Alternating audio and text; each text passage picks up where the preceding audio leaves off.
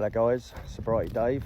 So, continuation of the story. So, over the next few years, obviously, my father was always the same to me. And then we found out that he had cancer, progressive cancer. He was never going to, make it. I was about 10 years old when I first found this out.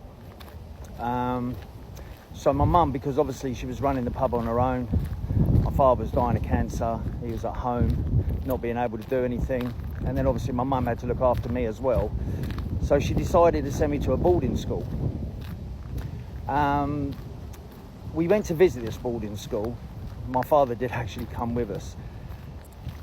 And I've got to be honest, one of the only things I can remember him saying that was remotely nice to me was when we was looking around the dorms and all that of the school.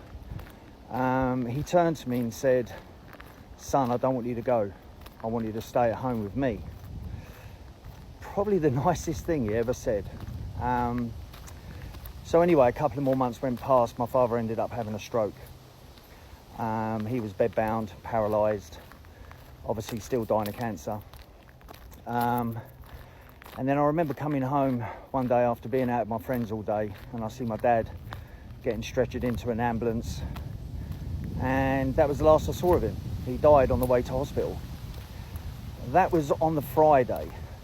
On the Saturday, the day after, I still had to go to the boarding school because obviously I was starting on Monday. You have to go there, unpack, get introduced to everyone, find out where you're sleeping, all that business.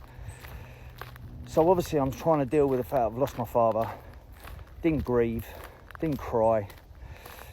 And then the following Friday, my mum had to pick me up from boarding school and I went to my father's funeral.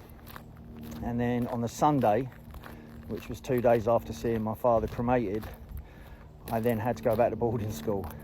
And I have to be honest, the first 3 years of this boarding school was horrendous because you know what kids can be like, they can be horrible. So when you used to get picked on, people would say, "Oh, what are you going to do? Tell your father." "Oh no, sorry, he's dead." And it was pretty much like that for a long time. So I was dealing with that and I wasn't sure whether to be upset or to be happy because obviously I didn't have this man in my life telling me that I was going to amount to nothing and that I was useless. But then the last thing he said to me was probably the most beautiful thing he's ever said to me.